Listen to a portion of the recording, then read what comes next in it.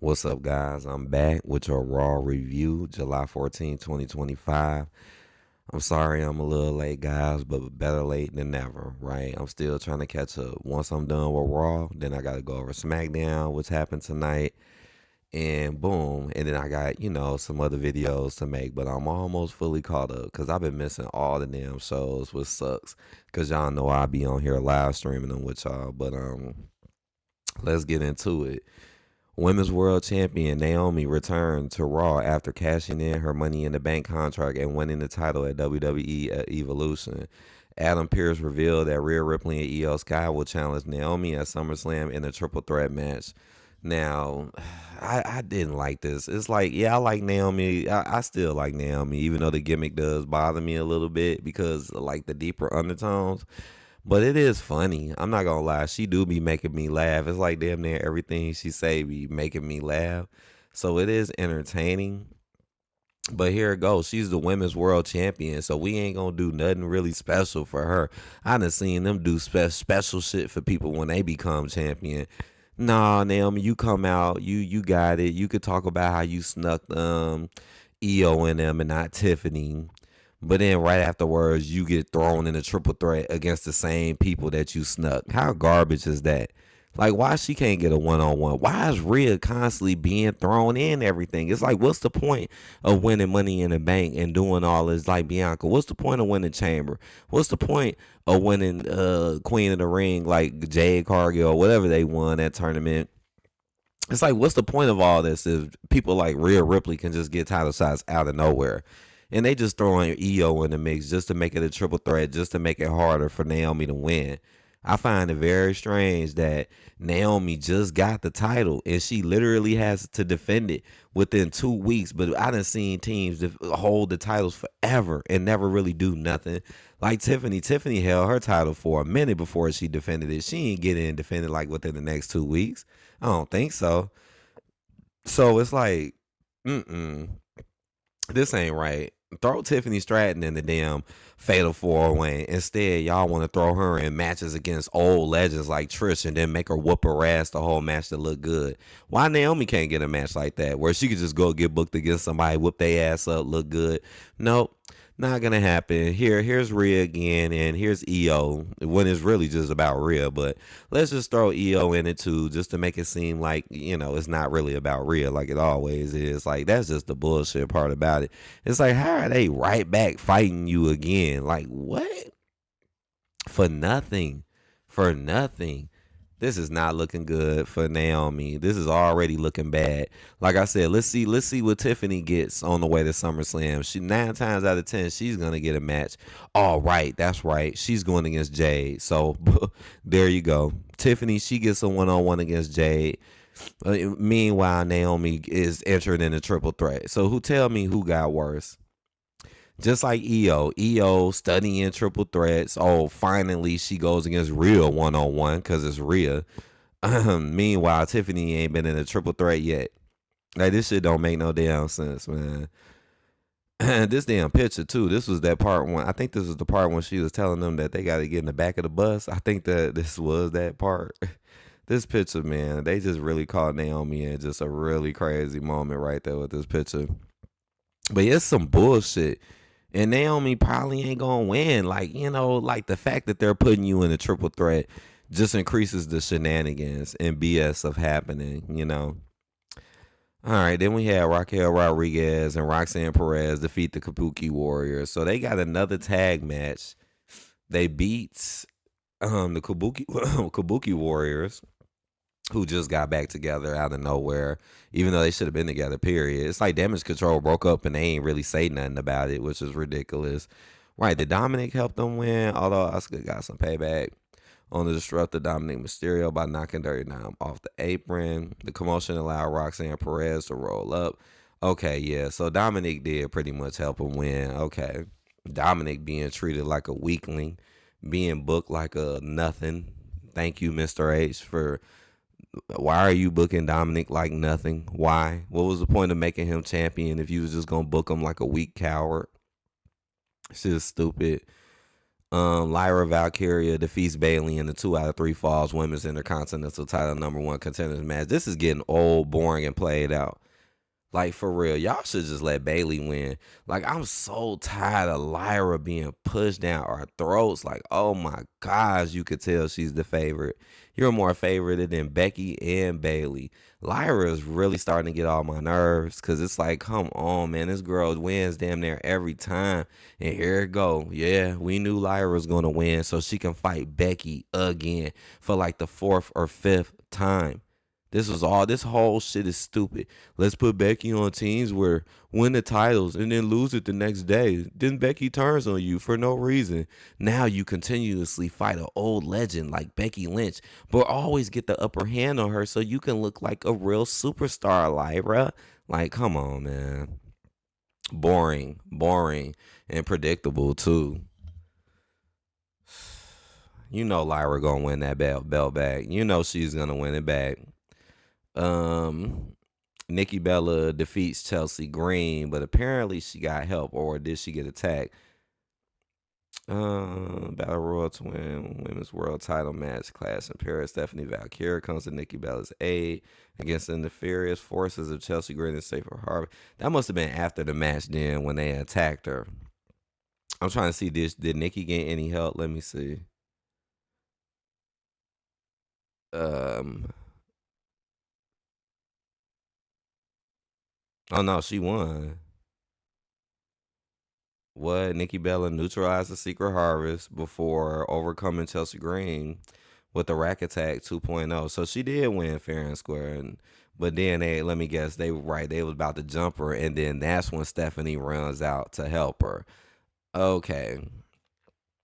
All right. Let's send Stephanie out to help Nikki.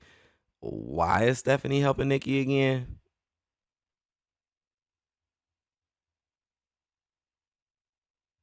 I'm reading. So there's literally no reason for right. There is literally like these two girls have no connection at all. So what if Stephanie won the damn battle royal that Nikki was in? And what's the point of Stephanie helping Nikki? Like what's the point of that? Like here go Mr. H using other people to support other star. Like come on, Stephanie ain't even got no reason being out here. You're that desperate to protect Nikki. Well, in that case, don't set her up in a situation where she can get jumped. Fool. Like don't set her up in the situation to begin with. Nah, you gotta force some shit because you really just only want her beating like a Chelsea Green. You don't really want her beating nobody important. So you know that they would get jumped. So you like, oh, okay. Well, let's send Stephanie Valkyrie down there. Like, there's literally no reason for her to help her. Anyways, Gunther addressed his victory over Goldberg in the WWE Hall of Famers final match on Saturday night's main event. Braun Breaker blocked Gunther's path as he and Paul Heyman taunted the World Heavyweight Champion. I think I missed this one. Now, this I ended up actually missing. After emerging victorious in Goldberg's final match on Saturday Night's main event, Gunther finds himself face to face with Braun Breaker. And that's it. So that's all that happened. They always making Gunther look like a punk. He either watching from the shadows or looking like a punk. Why? When y'all gonna start? Gunther ain't no better, man. They Gunther be getting gold and shit, but they be booking him like a joke. He just be holding the belt. This shit is ridiculous. Why is they showing this twice? Okay, so he stood face to face with Braun Breaker. Okay. Braun Breaker defeats Penta in the #1 contenders gauntlet match. Okay. Penta takes a L. Braun Breaker defeats LA Knight in the #1 contenders match. Now I know everybody is all like, see, they killed LA Knight's momentum. See, like, dude, LA Knight, man, is still pushed pretty well, man. He just don't win the big stuff, you know. And this don't mean him losing. This don't mean Seth is really not hurt, like or hurt. That don't mean nothing. All of this definitely seems like it was planned before Seth's so-called injury. If you ask me, it was Seth just wasn't supposed to be there. Like, ain't it a weird coincidence? Roman returned right when Seth was gone, when you know he was supposed to be there. See, they didn't want Seth there, but they kept Braun and Bronson. And let's not forget, out of all those three people, between Seth, Braun, and Bronson, Seth Rollins is the one who's been booked the best out of all three of them under Mr. H. I think people forget about that. That's why he's the leader of the group.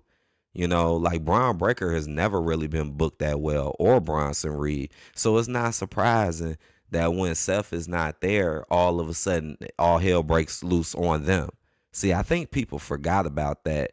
But yeah, Brown beats LA Knight, which honestly, this ain't that big of a loss though, because Penta lost and Jay lost, so and Braun lost too. So right, Braun Breaker defeats Jey Uso. I know I'm not really going into details of the match, sorry, but I mean this Gala match was pretty cool though. I'm not gonna say it wasn't. I'm just kind of trying to move a little quick. CM Punk defeats Braun Breaker to win the Gauntlet match to challenge Gunther at SummerSlam. Now, this is not how he won. This little roll up he did this right after the Frankensteiner, which was really good to me. Braun, he went for the Frankensteiner, and then CM Punk just quickly rolled him up. So that was pretty cool. But that's not how he won, though. He actually won by reversing a spear. He countered a spear into a GTS, and that's how he won. So he actually won clean in this match. Hold on, I gotta wipe my nose. Hold on. He actually won clean in this match, believe it or not. After Braun just got through wrecking everybody else. I know Jey Uso in the match, he don't get nothing. So CM Punk, Gunther at SummerSlam. Okay. I mean, I knew this was kind of coming.